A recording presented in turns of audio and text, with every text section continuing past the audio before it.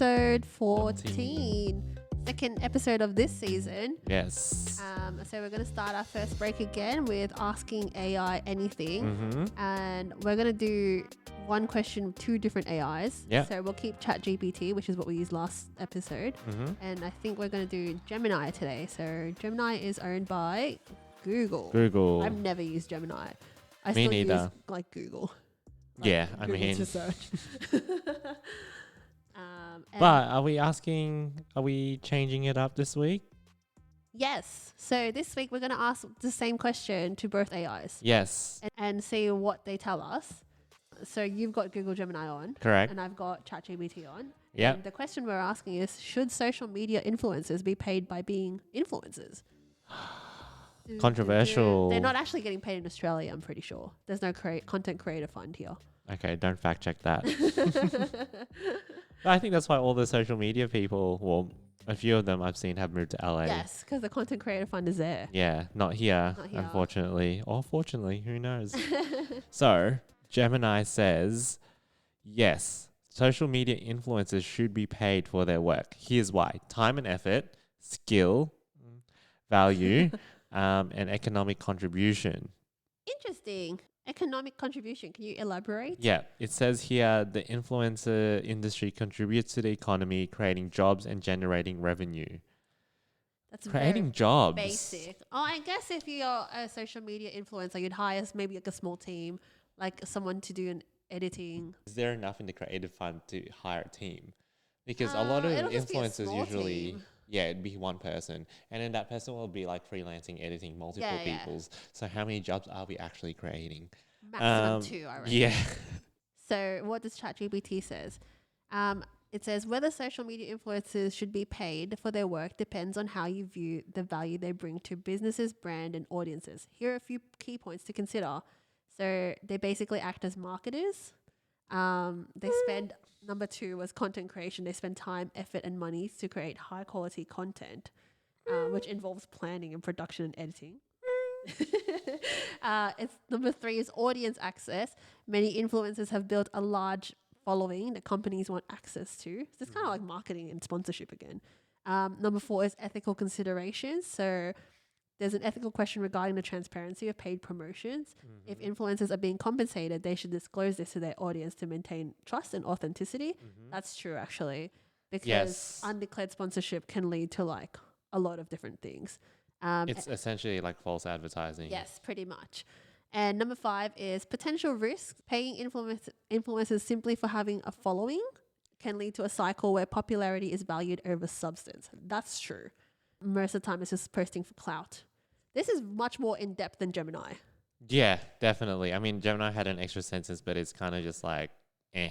There you go. So that just means ChatGPT is a lot more trained. Yeah, or it's been asked more. But also this is under, so I'm just doing this under free. So this isn't, they've got advanced on here, and I think you have to pay for that. I'm not doing that. I'm also just using ChatGPT free. Yeah. Oh. I don't have. Maybe ChatGPT has learnt more. Probably. And I think because most people use it. So Most influencers probably use it. yeah, true. So they've tried to like argue that they should get paid. Yeah, and they go, how do I tell this company that I should get paid? Give me a sentence or give me like a paragraph. What was your That's point before interesting. that? It was about economic contribution. Oh, yes. I think yes and no, because the world was moving before them and the world can keep moving without them, Yes. if you get what I mean. But also they do impact economy in the sense of sometimes travel, where people will visit specific areas because they've seen it on Instagram or TikTok. I think it also depends on the kind of influencer. Like, for example, if you were a 2020 TikTok dancer, you would be struggling right now. Oh, yeah. So, like, I can't even name those influencers from 2020, but they're all very young. To stay relevant, they had to move into so many different branches and start their own businesses, and they're not doing very well. Yeah. It's kind of like they had to evolve really quickly. Yes. But because they don't really have a brand or a unique selling point, Yeah, exactly. there's just nothing. There's no meat There's no meat in that burger. Yeah, pretty much. So they like that influencer life is not that good. But then you have like travel influencers Travel or like influencers. foodie bloggers. I feel like travel influencers, they have fun at the start, especially when they're not like getting paid to do it. Yeah. And then they start getting paid to do it, and all of a sudden it becomes their life. And then all of a sudden, like, travel becomes work. My favorite travel influencer, I don't know if you've seen them on Instagram Reels, but Yeah. it's Peter and Claire, I think her name is. It's a Chinese American girl, and this white man, her boyfriend. Yeah. They spent like 2 years traveling Around the world? Around the world. Because they just started off like quitting their jobs and just traveling for a year. And then obviously wow. they got big on TikTok. Yeah. So then they got money from Content Creator Fund, and then they took another year off to travel. Oh. And they're my favorite. And like, yes, but the thing is they get paid to travel, but they also slum it up when they're traveling because they still have a budget. Yes, that's true. A lot of influencers actually do slum it up. Yeah. I can see where they stayed, and it's not as expensive as where I've stayed. Yeah, exactly. But there's other influencers where they're like, come stay in this like fancy hotel. Yeah. Actually, side note, there was I don't know how to describe her, but a social media person who did a podcast episode talking about her trip to Bali. And she, you're giving me a face because you know where I'm going. She spoke about how, in her perspective, she got a lot of really good deals or free things just by simply like asking restaurants and hotels like, hey, if I post you guys on like my story, will you give me like a free night or something like that? And I guess that's how influencers work. But I told my friend who is an Indonesian background about this story, and she got so angry, and she gave me a different perspective about, obviously, Bali, Indonesia, third world country. These people are getting paid like less than us for their work. And here are these influencers trying to get free things from them when really their money is probably worth more than the salary of the person that they've asked for. Yeah, and I also like, that's why it's such a gray area where, so it's like one of those things where you know, influencers, it's like they're basically doing, because I work in marketing, so I know what they do and how that system works, and that's why I don't really trust a lot of things that I see on social media, 100%. especially when there's an influencer. I mean, in Australia, which is great, you have to say it's an ad, or that it's a paid promotion. But for marketing, it's actually a lower cost way of advertising, because you can pay someone off with free stuff, or you can pay them off with, you know, money, but that's not through like creative fund. That is like a marketing budget. Like, here's like my item, but I want you to post it. Or you're like, oh, we'll pay you this much to post about it for a week, or something like that. Again, that kind of thing I don't like too much, because it's not really the most creative way of advertising. True. It's just the quickest way to get the most eyes, which I understand from a company's point of view. Like quick bang for your buck kind of situation. But then in the long run, for the influencer, they don't actually have, like, some of them would probably not have like a specific brand that they stick to. It's just whoever's offering them that, because that's how they have to survive, right? But there's the other side, which is ambassadorship, which I actually prefer. I think ambassadorship is better because a lot of like sports people, right? So I think using sports people who have an audience because of the sports they do, and using that, like, you know, for sport, like Nike or whatever brand, etc. I think that's great because they're already leveraging someone for that, and they actually get paid. And at the end of the day, not every sport pays a lot, so it actually helps them to have that ambassadorship. And then and we're gonna jump later in the episode when we talk about K-drama, but in Korea they do, when you're popular as a actor, you get used as an ambassador straight away. For like, everyone will approach you, but for them, that's a great way for them to kind of get money. Because obviously acting roles are not unlimited. And I think I like that. I prefer that kind of. Have you ever watched the David Beckham, Victoria Beckham documentary on Netflix? I think it's on Netflix. No. But basically talks about their marriage. But this is what David Beckham did. So he got big playing like soccer football, and he knew that will expire one day. Of course, because you're never going to play a sport for the rest of your life. And at the speed, or not speed, at the level that you do it in your early 20s. So he got given a brand deal, and I can't remember who it was, Calvin Klein maybe, Tommy Hilfiger, one of them. One of them, yeah. And at first his coach was very angry that he did that, because he was like, oh, you're selling out, like you're not you're meant to be like an athlete, not like a model. But he was thinking long term. He knew like, hey, like, babe, I need my money. super fund. And he came from like not a wealthy family, so if anything, he was a great businessman. He's like, people saw me for what I can sell, which is his like underwear, looks and his underwear and his body, and he milked that, and he became ambassadors for different companies, and then he became from an athlete to a model. And I think, and also with ambassadorship, there's a bit, at least in the marketing world that I've been in, there's exclusivity. So if you're an ambassador for, let's say, Tommy Hilfiger, you probably won't be an ambassador for something that's very similar than that, right? Like Ralph Lauren. I think the Blackpink girls, I'm not a huge fan of them, but every one of them is an ambassador for a high-end luxury brand. I'm pretty sure. Yeah, so fair enough. They all have one brand to represent. To be honest, if I was as popular as them, I would be an ambassador. I don't think I want to be a paid influencer. I mean, it'd be great to have that extra money. What's your take? I like getting free things, but I'd also prefer to be paid as an ambassador for a good company. Yeah, and have that like contract where it's like, okay, we'll give you a year's worth, like you're our ambassador for a year, but you have to keep face and all that stuff. Which is fine, because I feel like one of my, I knew her from like my youth group childhood. She's not really, I guess she's an influencer, but she's got like 5,000, 6,000 followers on Instagram. That's not a lot. It's not a lot, but I've noticed a lot of furniture stores in Australia and like homeware stores have been trying to like partner with her, and she'll post it as her content on Instagram. So I think I want like the free stuff like that. Yeah. But then it'd be nice if she could just find like a brand to work with. Stick with. Yeah. And then you kind of have, and then it's also like a bit of a trust thing as well. You go, oh, okay, well, you've stuck with this brand. Yeah. So you must really like it, you know, even though they're paying you, but still. Instead of jumping from, oh, here's that furniture shop, and then here's this furniture, and then here's that furniture. Oh, no. And now your house is full of random furniture. Exactly. Because I think, so one of my colleagues, her sister is also a social media influencer for plants. And she was actually on some Channel 9 show where they had to do her garden or something like that. But she's teamed up with Osmocote. Do you know Osmocote? Yes. The fertilizer people. And soil and all that stuff. Yep. Yeah. So they've been her main like sponsors. Yeah. And so that's why I think like, yes, she's an influencer, but she's got one brand that's been like, following her and supporting her. Well, and one of the big plant brands. Yeah. I mean, at the end of the day, there's not many. No. So yeah, you can have the best of both worlds. I mean, if you want to get paid for it, go to America. Yeah, it won't happen here.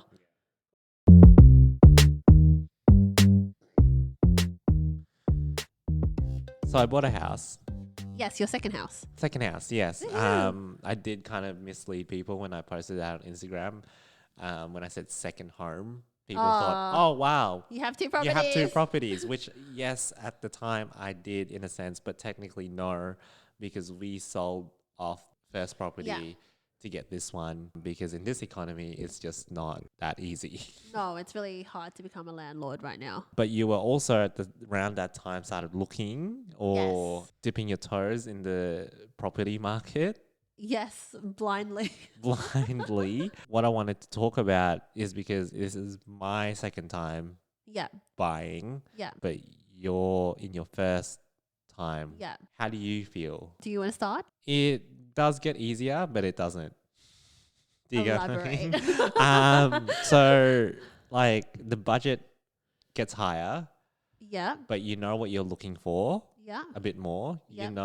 You know the games that agents play more, which sometimes you can't help but be part of. Yeah. Yeah, that part gets a bit easier, but at the same time, because the mortgage is high, it gets a bit more stressful, but you know, that's part of life. Yeah. What were you looking for compared to your first home? To this? Yeah. More room. Yeah.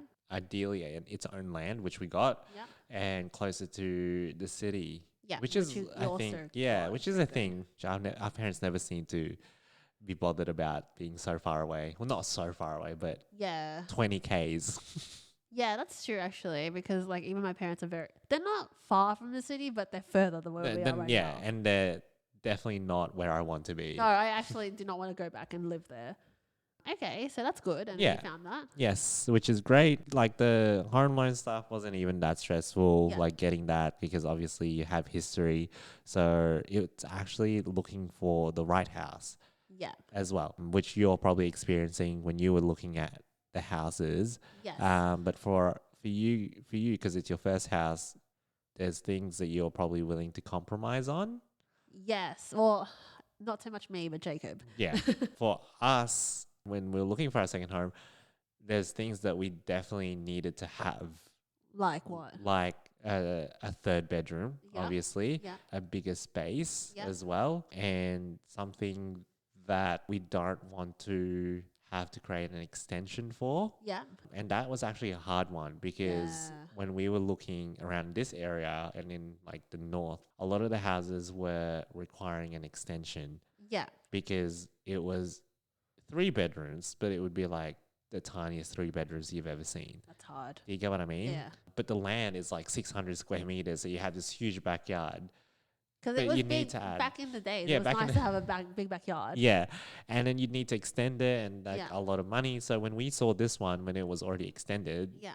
although older and it was extended in like the early 2000s, for us, it was like, well, if we had to buy this property without the extension, we'd probably have to put $500,000 On top of on it. top of Yeah. it to have the extension. So it's actually a good bargain. Yeah. So it worked out. It worked out, and now it's not really about extending the home. It's about just either retrofitting it or remodeling. Remodeling. Yeah. Yeah. So that was it for us. But yeah, how did you find the process? At least the first bit, you and Jacob. Well, I really enjoyed looking at houses. That's my favorite part.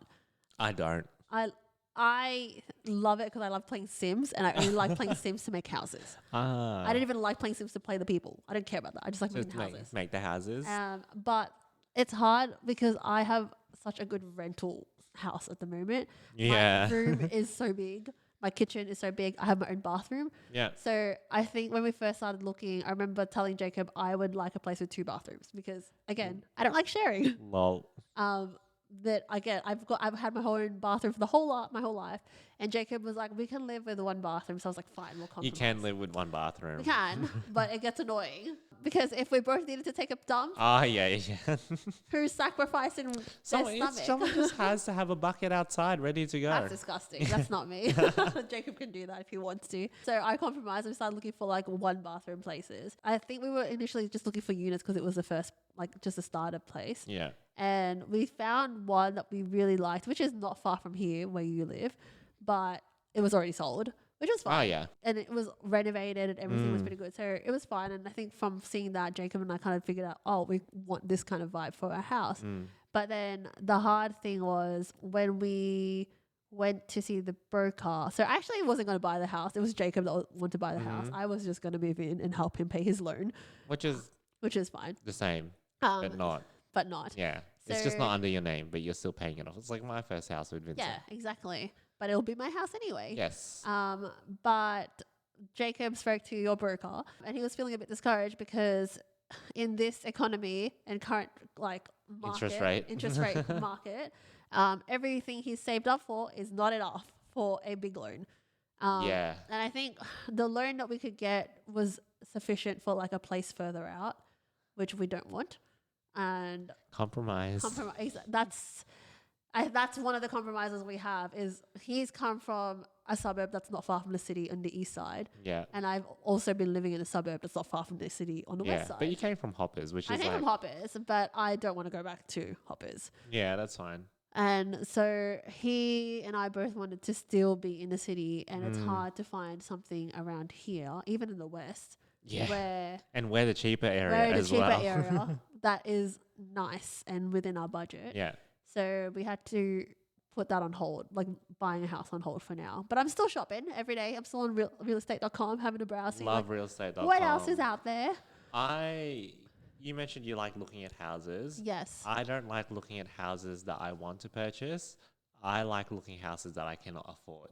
I don't know what it is, but I enjoy that because there's no pressure of, what if someone else likes this or whatever. It's just Yeah. kind of like, oh, this is a fun, like, imaginary situation Yeah. of imagine if I lived in If I this lived this, yeah. $2.5 million house. Like, I think you're right, because I think if it's something that I'm looking to buy, I'm a lot nitpicky. yeah, So then I start looking at every corner, being like, I don't like the way that that's like that. I don't like this. I don't like that. you'll find that slowly you stop caring about that Yeah. because people that don't care about Yeah. like that kind of things and they'll still buy the house. Yeah. And then you won't have a house. Yeah, exactly. So it's a whole process. But I think the what I didn't like is driving from like one house to the other. Oh, that's not fun either. Especially when like the open inspections are back to back Oh, and the you've got worst. like 2 minutes to get to the next one, even though Yeah. it's like 10 minutes away. And you're like, no. And then Yeah. you've got like 5 minutes to look at the house. And that's the thing with buying a house is you actually have 15 to 20 minutes, depending on the size Yeah. of the house. Like first house that we bought, we had 7 minutes to look at that house. I mean, it was like 2 bedrooms and it was a bit small. Yeah. It was like you can't spot everything that's wrong with it. And at the end of the day, if there is something that you spot wrong with it, it doesn't matter. Because if you want that house, you're going to pay the price for it, 100%. or else someone else is just going to get it. That's the thing. Even this house, when you asked me to come and inspect this house, I looked at this house in 5 minutes. Yeah. So we rushed through here. Yeah. Like, it's a whole process. But you also find that the same people follow you in this, like, Oh, in these yeah. inspections. Yeah. Yeah. And then then they become your competition. Exactly, which is so annoying.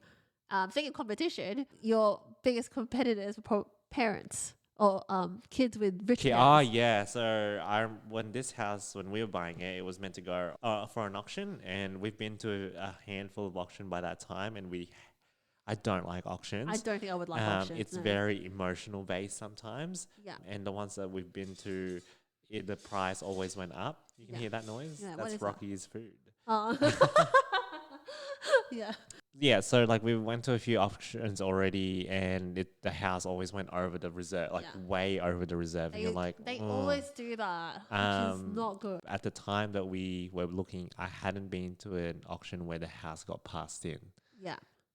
but yet they were happening. Like, why am I not in any auctions where that was happening? They were happening. There were Yeah. a lot in this area. And then, so we thought we'd put in the bid prior to auction, which is a thing you can do Yeah. as well. It's a great thing to play with. Yeah. But you got to put a good offer because if you lowball the agent, they will F you up. Yeah. So we didn't lowball. We started within range actually, which actually when we told the agent that, he was like a bit caught off guard because I think he was expecting us to lowball him. Because like when we were selling the other house, the buyers wanted to lowball us and we're like, nah, that's not happening. Yeah. Yeah, so we got the house outside of auction Yeah. 2 days before Yeah. going to auction. And I'm glad we didn't have an auction because we heard that the other possible bidders had the bank of mum and dad. And the bank of mum and dad is generous Yes. for some people, and It it's is. great. I don't have the bank of mum No, and neither dad. do I. So I'm for hoping me, Jacob's bank of mum and dad oh helps us out. yeah, and it will. Don't you worry. Probably not on this one, but the second one. Oh god. And I don't like losing, No, it's not in and your. I definitely it's not in don't. your Yeah, it's not in my personality to lose.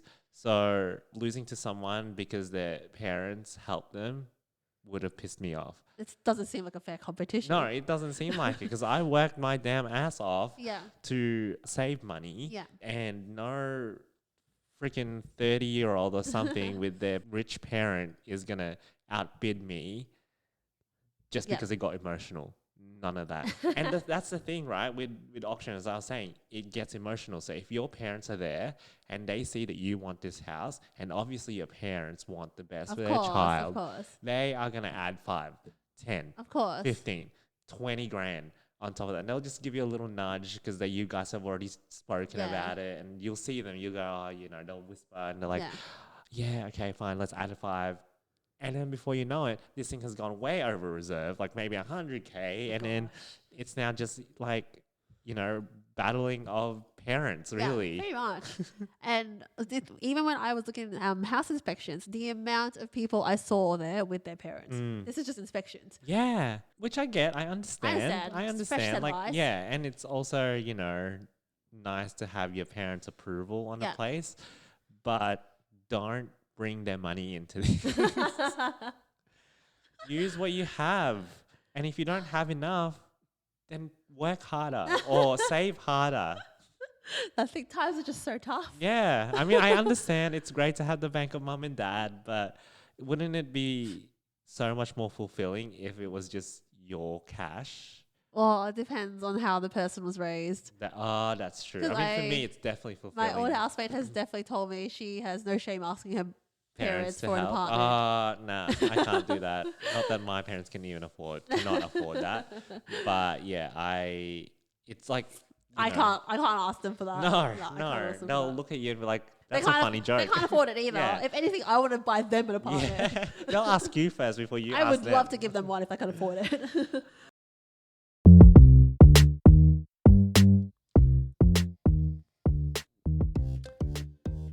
So on Sunday, I was in Sydney. Ooh. And I haven't been in Sydney for 8 years. Fancy. And I ran a marathon in Sydney. A full marathon. How was that? I forgot if we swear on this. No, we swear now. Okay, it was fucked. No! We said the F word. I've said the F word. I couldn't remember if we swear or not. Firstly, when I signed up, like I've done a lot of half marathons. When did you sign up? I signed up in January. Okay, so when you thought it was way, way away. Way, way away. And I told myself, I'm going to do a marathon this year. I turned 30. I wanted to do it last year, but I didn't get in time.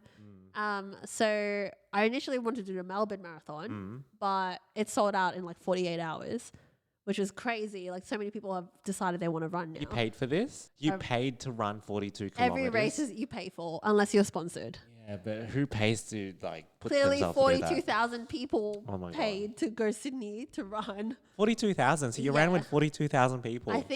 I don't know how many. I was like number 62,000 in the marathon or something like that. So I don't know how many. I don't know how the numbers that's work like your number in the bid. batch? Yeah. Okay, yeah. So I don't know how many like in the marathon and how many were in like the 10K race or the 5K race. Oh, was there like different levels? There were 3 races, yeah. Okay. But there was a lot of people. Did you all start at the same time? So I initially wanted to do Melbourne. It sold out. But I told myself I'm going to do a marathon this year. Yeah. So I looked up when Sydney was and I'm like, all right, we're going to Sydney. Yeah. And I forgot how hilly Sydney is. I haven't been there for 8 years. It's very hilly. I forgot. And you go through the Harbour Bridge as well. You do it at the start. That's the best part of the race. Yeah. The Harbour Bridge that should be at the end, I reckon.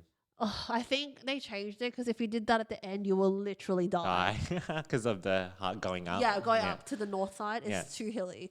I told Jacob I'm going to do the marathon. So he and I flew to Sydney on Friday and he actually worked there as well. Questions for you. Yeah. How are your legs? My legs are okay now. I can't straighten my right leg when I walk because it's still a bit Rip. sore. I just saw the physio before we started recording. Yeah. So she's taped up my knee. I did see the tape. But immediately after the marathon, my right ankle and foot was a lot more painful than my left, which is interesting because leading up to training, my left has been the problem. Yeah. So I've spent a lot of money on podiatrist and physio, like strengthening my feet and my like ankle. For this marathon? Yes.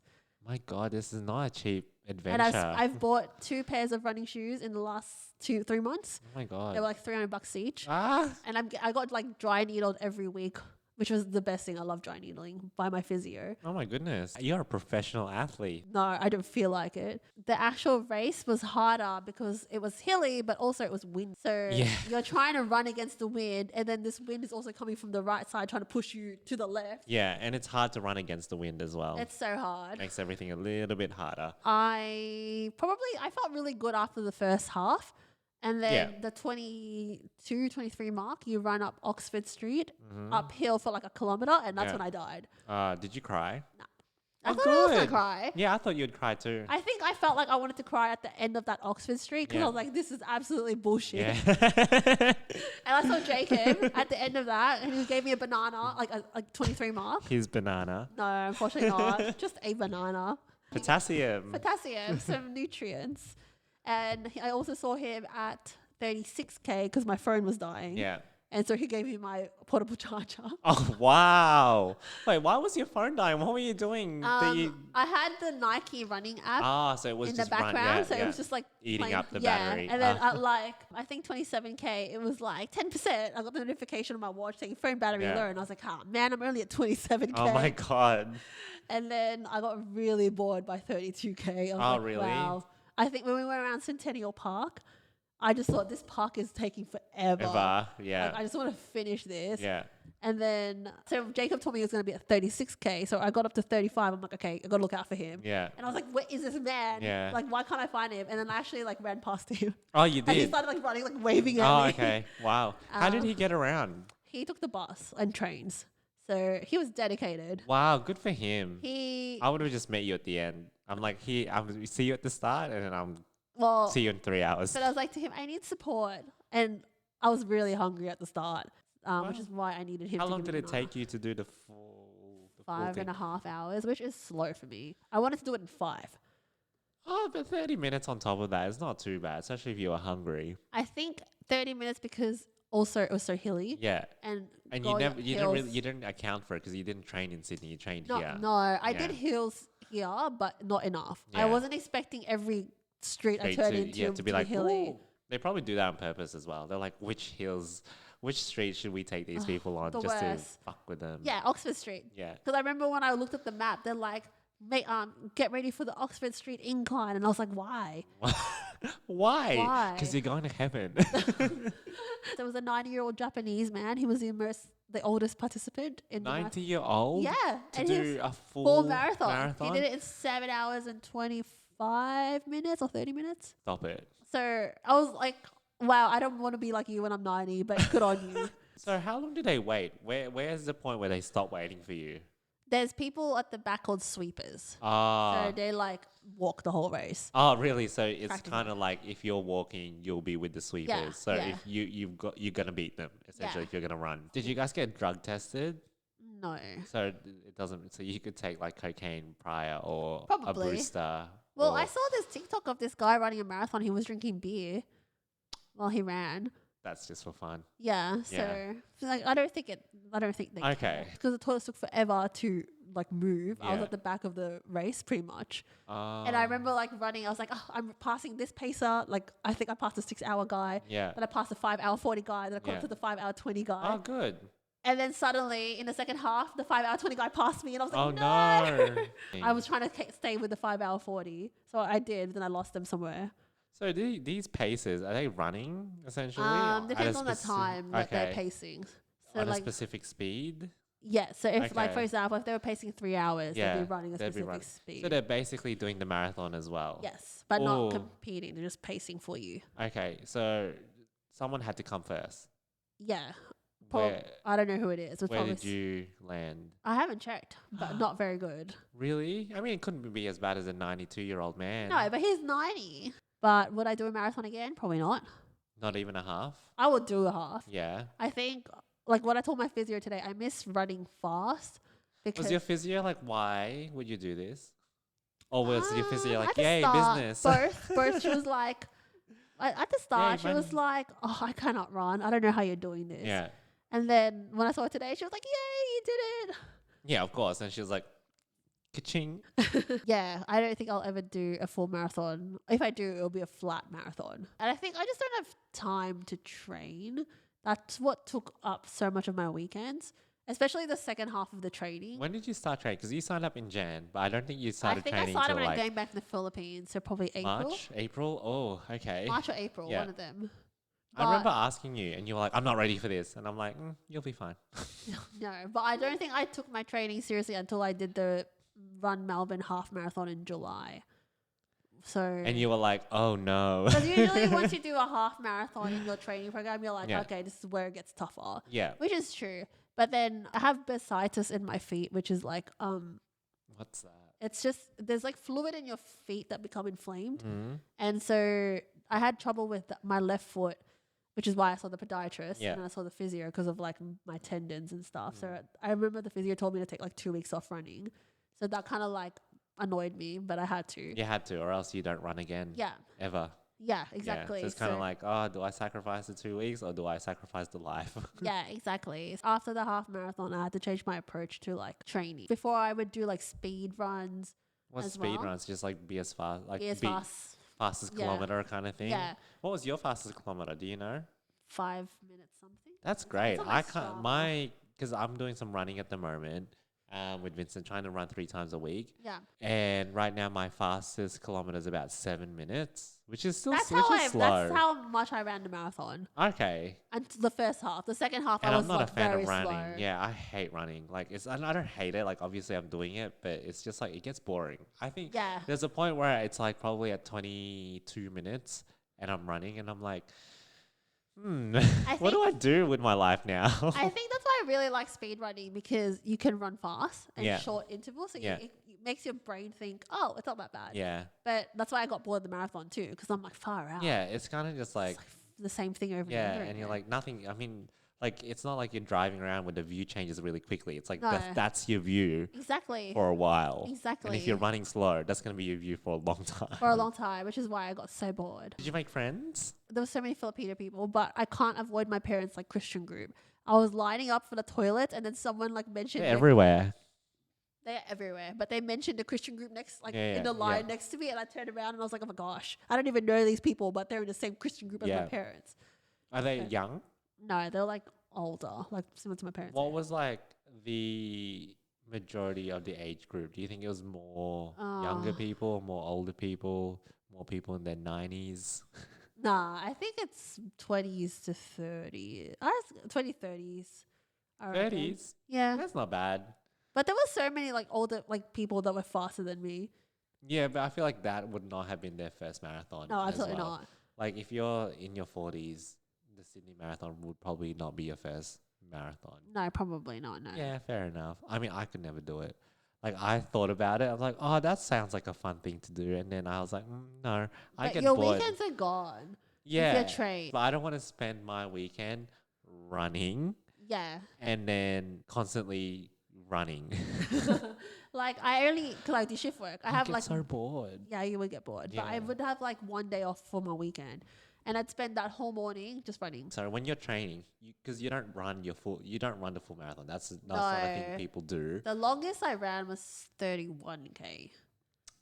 Some people would run As to part of your 35. training, Yeah. that sounds so boring. It wasn't, because it's like different views. Oh, And yeah. also you get to see Melbourne and how different each suburb is. is. You So went from affluent, Literally. hipster. Because I was like, oh wow, everyone's so hipster. Yeah, And then and then- suddenly I got to like Toorak and I'm like, everyone's so fit. Yeah. What's happening here? Yeah. And then South Yarra. And then I was like, oh, I'm in South Yarra now. I'm with like all the mums and like the shirtless people running. Yeah. Yeah. I think it's because they're near the beach and they're just used to running with their shirts off. Yeah, That's the too. same in Korea, actually. That's why we started running. You but- run shirtless now too. No, I don't run shirtless yet. But I don't want to. It's really cold at the moment. But I would if I was like by the beach. In Busan in the morning, there's like the running group of men. Oh God, running. And they would be groups. shirtless. And I'd be like, wow, this is great. So, yes, you wouldn't do another full marathon? I don't have time. That's the biggest thing. Yeah, a half Is- marathon is just like a hobby. Yeah, I think Whereas a full marathon is like a full-time job. it's a commitment. Yeah. And some days, like, it's too hard with shift work. Like, sometimes I'd come off. I remember I came off like night shift, and I looked at my roster to be like, when do I fit in this long run? And you're like, never. Yeah, because I'm like, I'm There is no so time. tired. In between 12 a.m. and 6 a.m. But if you were to do 2 half marathons in a year, that's basically one I've marathon. done like 5 half marathons Yeah. this year. Yeah, that's great. Just do The that. equivalent of Yeah. 5, I reckon. What's or the 6. point of doing one whole long marathon when you could split it up? True, but then you don't get to tell people you've ran a marathon. Isn't Yeah, the but whole you- point of Is that a thing that people do? 100%? Oh, I ran a marathon. 100%. I don't care. That's the only reason why people have Strava, which is the running Oh, app. really? So that Okay. you can show off your run, because it doesn't count if it's not on Strava. Well done. Thank you. I can't wait to see you on your next half marathon. Thanks. It'll be next year. I'm taking a break from Let me know running. so that I can see you at the end. Because I was going to visit you, but I was like, oh, it's in Sydney. That's what everyone said. Everyone's like, tell me what your marathon is. Yeah, And and I'm you're like, like, you're not coming to Sydney. Yeah, and I'm like, no, I'm not.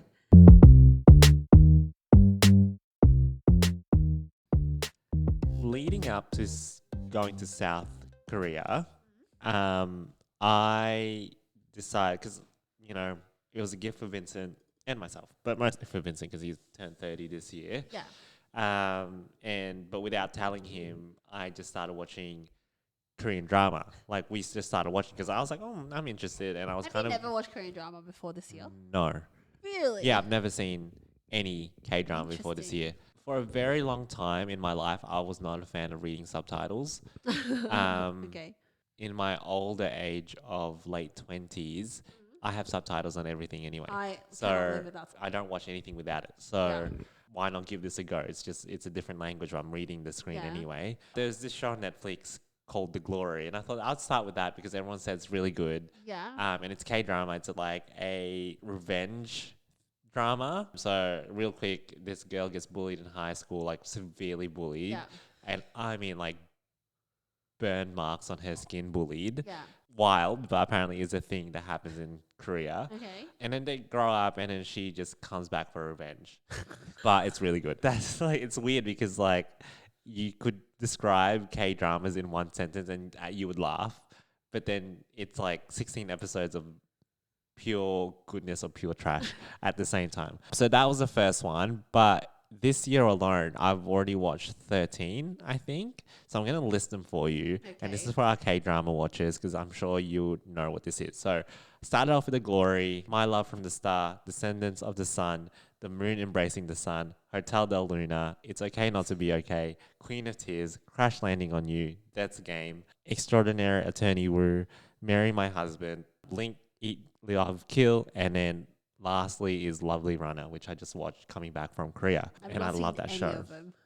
Yeah, you just, before we started recording, you said that your mum wants a list, and now you sent her this list. Yeah, but I realized she's probably seen like 3 of these. She probably has. But my mum is a big K-drama. So I used to watch it when I was like 12 with my mum. Did you watch like Boys Over Flowers? Yeah, like the OG dramas. Okay, I've never watched that. Lovers in Paris, like the OG K-dramas. Yeah. So I was very early into the game of K-drama, way before it actually exploded. Yeah. Because of my mum. Yeah. But then I grew up and I've have zero interest in it.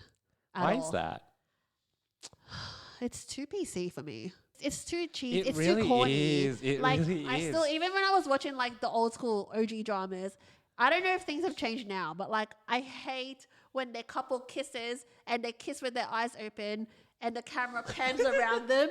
Like I in cannot. A circle? Yes, I cannot handle that. Who kisses like that in real life? If no one kisses like that in real life. You're a psychopath. No one kisses like that in real life. It still happens depending on the show as well, and depending on, I think also depending on the target audience. It's a very conservative country though.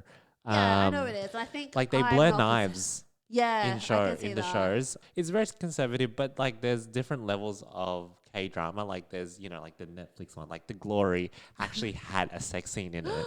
And I was shook because that was the last time I saw a sex scene in a K-drama. Do you know what I mean? And I'm not talking like a passionate sex scene. I'm talking like it was like an American show sex scene. So getting introduced to that, I was like, oh, this is like a, you know, it felt very catered to my taste or what I'm used to. Yeah. Even though it still had its K-drama tropes and stuff like that, I didn't notice it as much. But the more I get deep into this situation, the more I'm like, fuck, there's the trope again. And like, there's some shows that are just like, you know, it's forgettable. Yeah. But there's shows that you're like, it's in like my top rewatch shows, and they've got their corny moments, like really, really corny moments. But if you just put yourself past that a little bit, which I have, like the story is really good.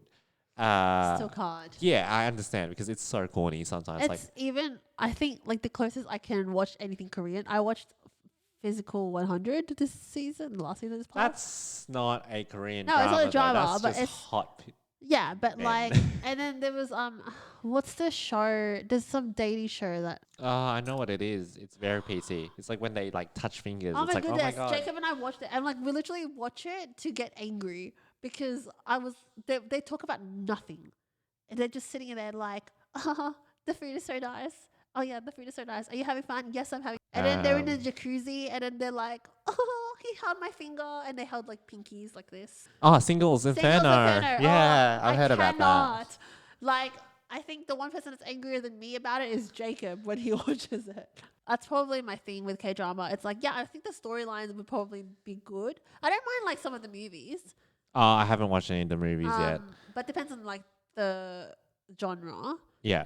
But K-dramas, I think I just can't get around. And I think like the boy's cute, but I'm not like obsessed. Not all the boys are cute. No, I'm only obsessed with two, which I'll talk about very but soon. I can't see past the plastic surgery. That's my problem. Yeah, some of them don't. Some of them just really take good care of their skin. But some of them do have plastic surgery. And I usually look at their teenage years photos to get that proof. And I'm like, okay, they still look similar. I need proof for that. They're just probably a lot more paler, which makes sense because like you got to be pale to be famous in Asia. There is some good storytelling there, but they obviously get trapped in that corniness of Korean drama, which is fine. I can see through that. But sometimes you're just like, oh, this is really right in my face. And then the first time I saw that kind of kiss where it was like, did they kiss with their eyes open? Or like just the closed, but it's just like the peck. Yeah, the peck. But nothing's moving. Yeah, nothing's moving. And then it's like 3 angles of that, and then the camera spins around it. And it takes like 5 minutes to just end the scene. And I'm like, damn, this is corny, but damn, this is fun to watch. It's kind of, I mean, I enjoy it. I get it, because right now, the similar thing I feel about is Emily in Paris. I fucking hate that show. Yeah. But I can't stop watching it. Yeah, you hate watch it, I think. Yeah. It's kind of like, it's trash, and you're like, but like. But it's so trash. It's so trash. So I think like, I understand in that aspect of how you feel about K-drama. Yeah. Where like, it's corny, but it's so corny. Yeah, it's like when I was watching Gossip Girl and I thought, wow, this is like the epitome of TV shows, and it's not. It's like it's really not. It's really not, right? And what I also really like about K-drama is that it's low commitment. Oh, you're like my mom. I love low commitment. My mom's like, I'll know the ending in like 10 episodes. Exactly. It's like most of the dramas have 16 eps, and you are taken from first to the 16 like without a cliffhanger at the end, and you just kind of live your life being like, okay, that's ended now. I can move on to the next one. And it's not like, like a HBO show where you have to wait 2 years to find out what happens next. I love my HBO shows. I don't mind. I do that. Like, I do that for all the HBO shows. But what am I going to do in my waiting time? So K-drama is kind of like, here's it's your filler. Yeah. And he's like, you get the full story. You get there's always a villain. You get that. And there's always a love story. Love triangle I have yet to see a gay K-drama, and I don't think it exists, which I wish it does. Yeah. But they do, Vincent calls it a lot of fan service, where it's like, it was some male characters acting lovey to each other, but in a friendship way. But I'm like, oh, that's gay. When I was listing this out today, I was shocked that I went beyond 10, because I thought, I've only watched 10. And I'm like, damn, that's not a thing. You watched a lot. And a lot of these, so the kind of K-drama I'm into is like romance. I like romance, obviously. I don't know why, obviously, but I've got a really soft spot for them. I really like Time Slip. I like Time Slip, which is basically going back and forth in time, which is a popular category of K-drama as well. And I like revenge. Revenge shows. But that's just you as a person. Yeah. Only if it's good, though, because like I've seen some revenge shows and I'm like, that's okay. But The Glory, I think, is a really good revenge show. Marry My Husband is like a mix of revenge and time slip. Fuck that premise. Absolutely wild. Absolutely out of this world.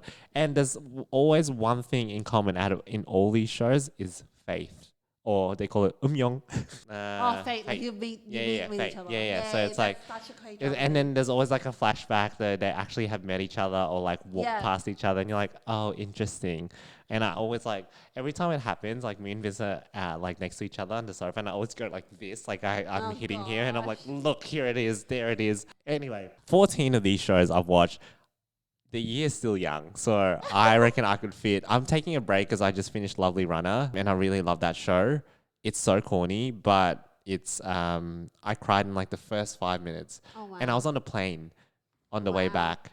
I'm Googling all these shows yourself. Through watching these 14 shows, I have discovered 2 love of my lives, apart from Vincent. My Korean lovers. I've also just Googled them. I've got photos of them for you. I'm staring at them right now. I recognize Kim So-hyun. Kim So-hyun. Netflix tries to target me to get me to watch Queen of Tears. But it's not happening. Queen of Tears is actually really good, I thought. And then it got stuck into its tropes.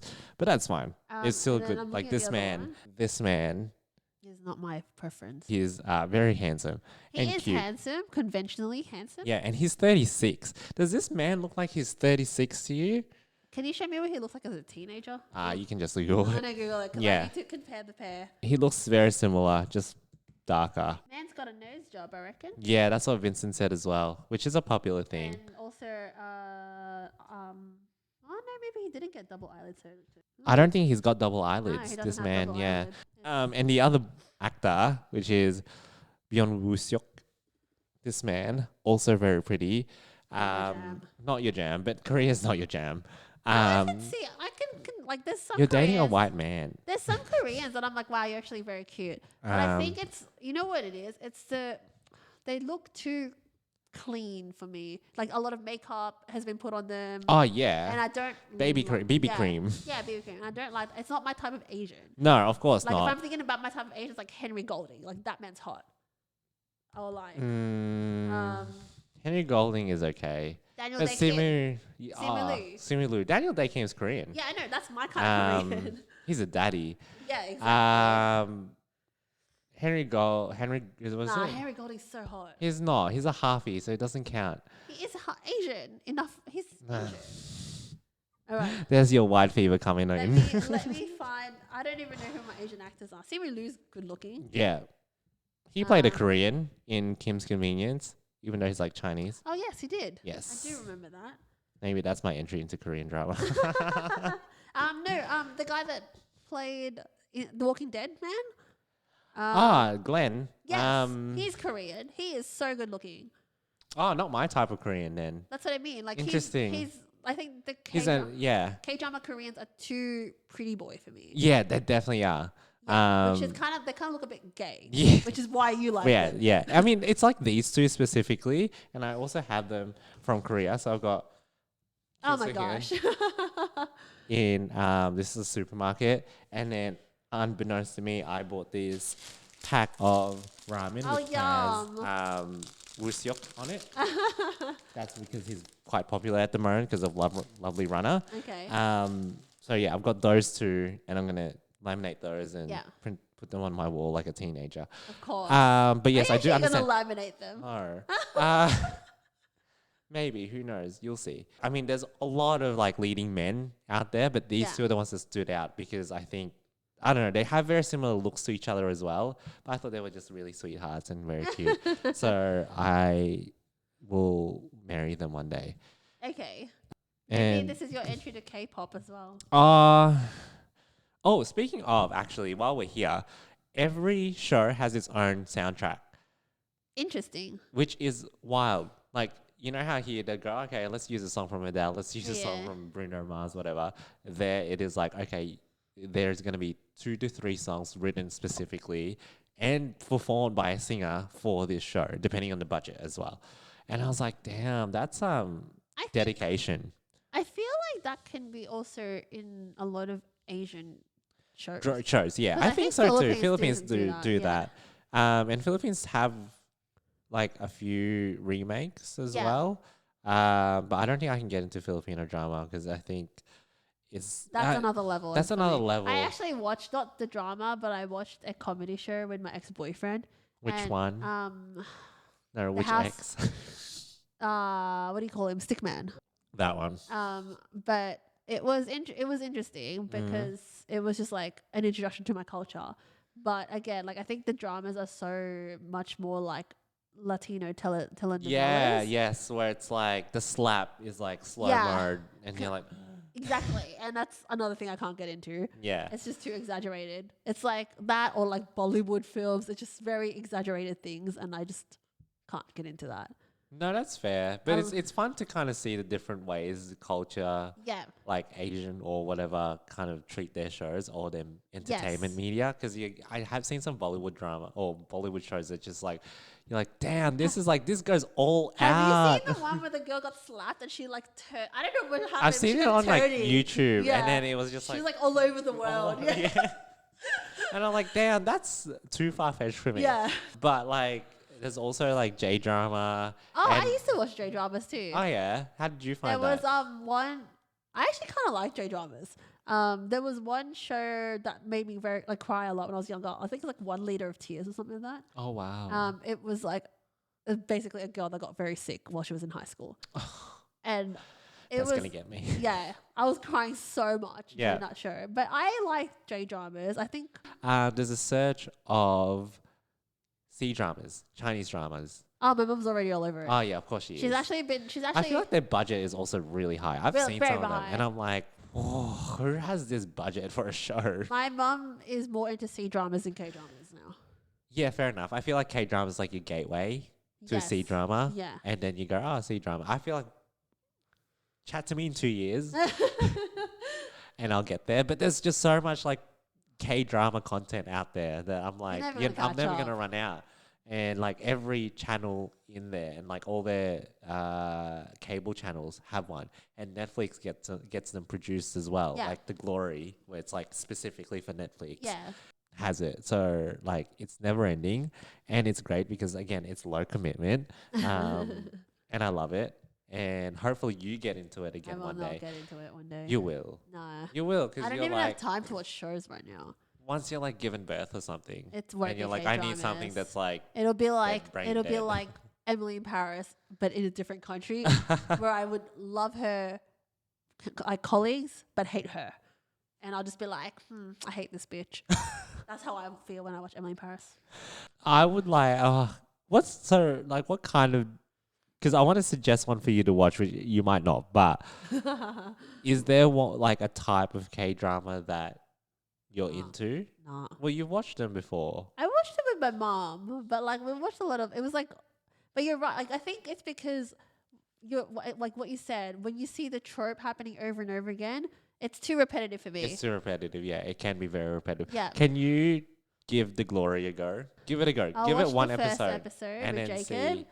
and we'll see if we. Because will I'm gonna binge start it. watching White Fever, but watch The Glory because I think it has the least amount of Korean tropes. Let me know when you watched it, and then hit me up, or we'll talk about it on the podcast. But for our listeners, if you do like K-drama, hit us up And on tell our us what your Instagram. favorite one is. Yeah, and then I take recommendations. Not that I will necessarily watch it because I'll go on Reddit first and Yeah, Reddit. see tells the me everything. consensus and Yeah. how people actually feel about the show. Yeah. If you tell me that this has a crap ending, I'm not fucking doing it. I'm not. You know, I had an idea. You know how like interviews on the street is like a popular thing that's happening again, like especially in Yeah. Asian countries. We should do that in the Philippines. Who is interviewing us? No, we interview Oh, people. okay. Yeah, we you just should. ask like questions. Like I'm like, what do you think is the most overrated thing about the Philippines or something like that? And you ask like a foreigner or something, and they'll Yeah. say, "Oh, Jollibee, Yeah, they would. but- the adobo." and then we would fight them Yeah, because you don't talk shit you about don't talk Jollibee. smack about Jollibee. How dare you? Anyway, we have an Instagram. Yes, we Yes. do. It's at Hazel and Marion.